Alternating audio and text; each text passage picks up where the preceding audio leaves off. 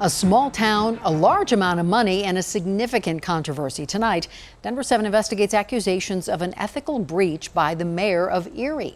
Here is Chief Investigative Reporter Tony Kovaleski. Erie, Colorado, elevation 5,130 feet. A population of just over 30,000. I have a little one being Cherry. It's a booming Colorado town. Growing is painful.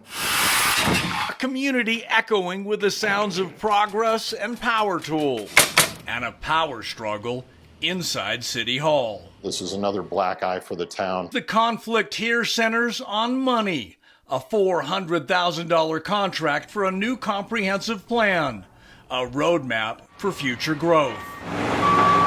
Where does the buck stop on this one? Is it the mayor? It is absolutely with the mayor. The mayor needs to answer for her behavior on this. When you add all this up, was this process fair?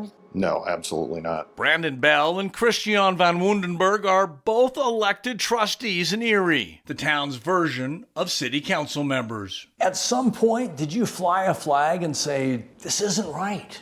Oh, very early on, yes. How did the mayor respond?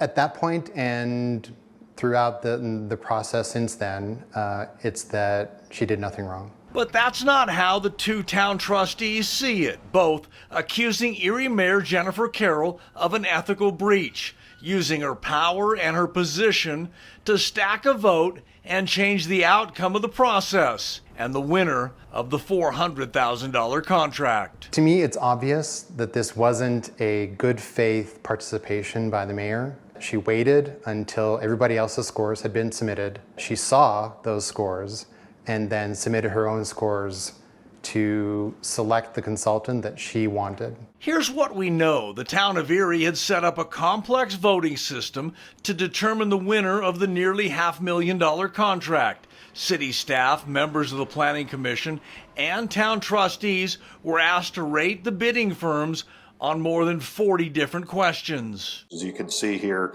these are the scoring totals. The company with the most votes was supposed to get the contract, but according to the two trustees, ethics lines were crossed after all the votes were counted, and the results were then shared with the mayor. Almost immediately after that, that was when the mayor started texting the town administrator and for the trustees. Trustee Brandon Bell has spent countless hours digging into the process and reviewing records, trying to understand what happened and why. If you want my personal opinion, I believe that she scored it in a way to get the result she wanted. Both trustees questioned the mayor's motivation for why she waited until after learning the results to then cast her own votes, and to also recruit another trustee to do the same. Actions confirmed in a series of text messages. That text said that to basically give perfect scores to the person that she wanted to win.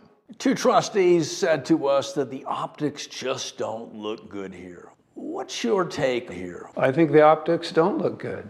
I think the process got convoluted.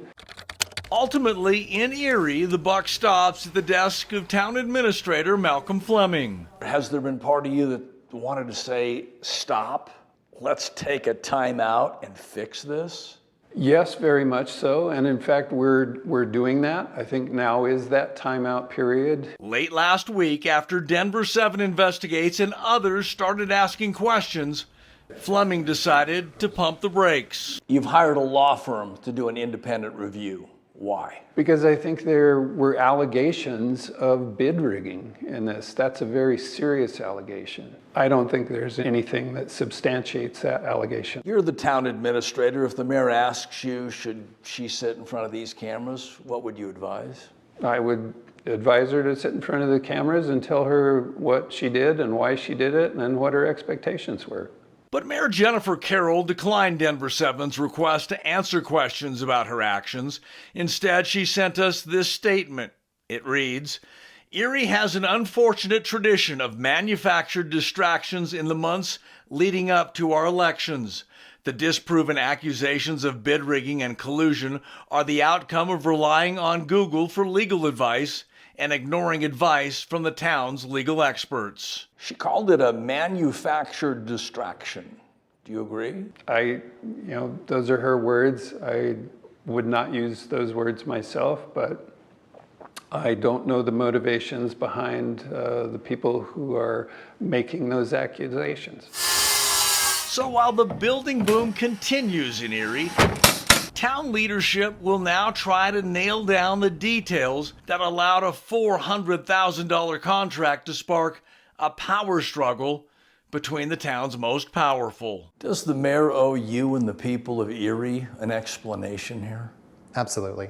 More than that, I think an apology. I'm extremely sad. This is disappointing. I think that the mayor and I have worked well together on other things, and I think that this is beneath her. I think she's a better person than to have gone to this lengths to try to get a result she wanted. It sounds like at the end of this issue, there's going to be a lesson to be learned. Fair? Sure, that's fair.